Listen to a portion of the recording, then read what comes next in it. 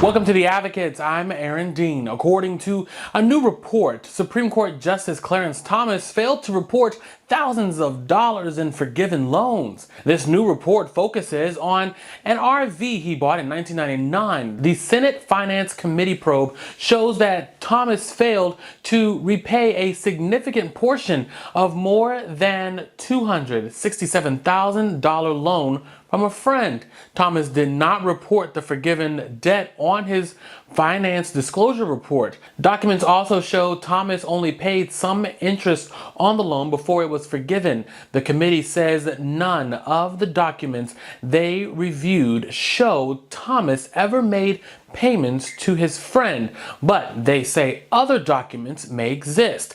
A lawyer for Thomas disputed the findings.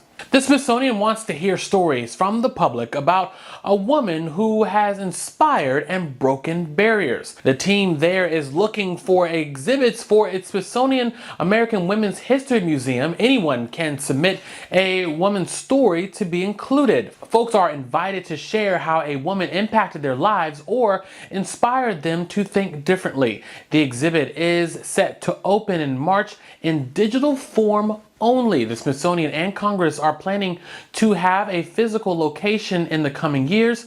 Congress passed a bill in 2020 to create a National Women's History Museum. This weekend, the Roman Catholic Church will go down in history. For the first time ever, women are voting at a Vatican meeting. This year's gathering of bishops also includes nuns, laymen, and laywomen. That alone is historic. But this week, participants are formally voting on church matters. They are meeting in what the church calls a synod, which is also noteworthy for touching on sensitive topics like the ordination of women, marriage of priests, and LGBTQ plus equality. This year's letter is expected to lay the groundwork for another meeting next year.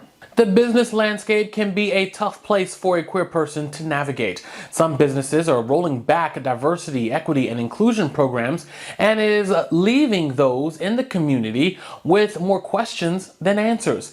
David Dancer is a queer executive who has years of experience in business. He's now taking what he knows and giving back in the form of a podcast called Clout for Good.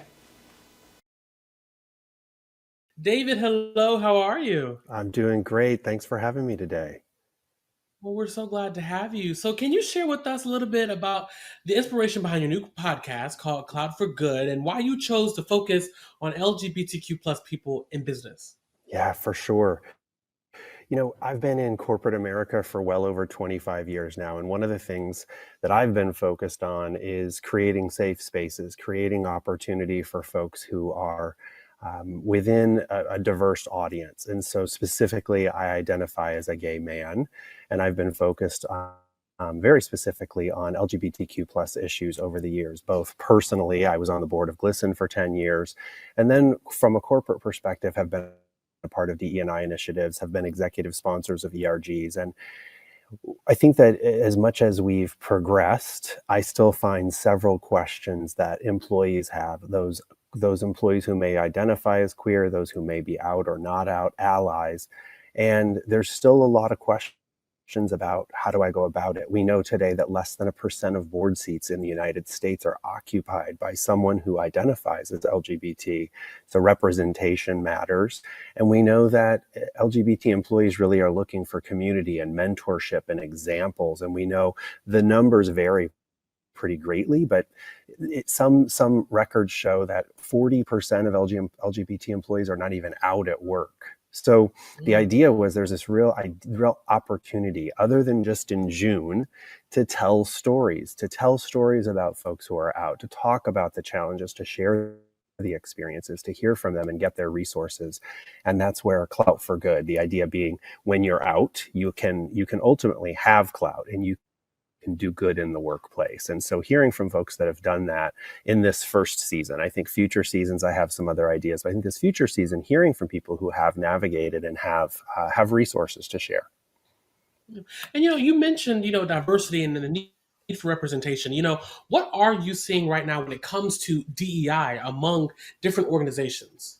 Yeah, I myself have been a part of 3 or 4 different DEI efforts within companies. And I think I will say that I'm seeing that there is an effort out there to try to create safe space, to create an equitable workplace, to create resources.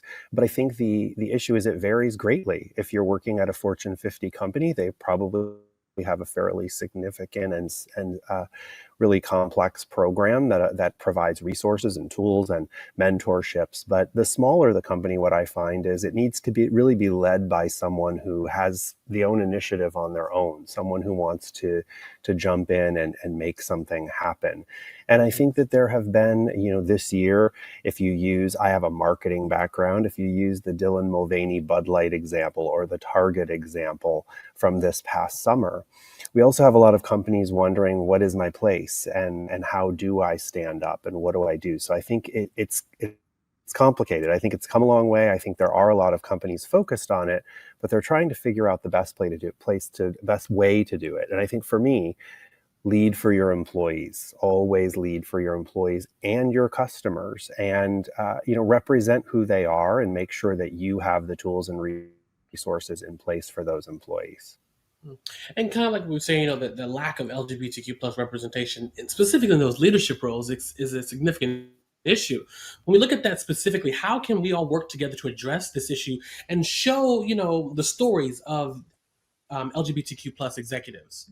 Yeah, I think it's really important. And Aaron, as I started to think of this idea and talk to my friends, people would almost immediately tell me their coming out story.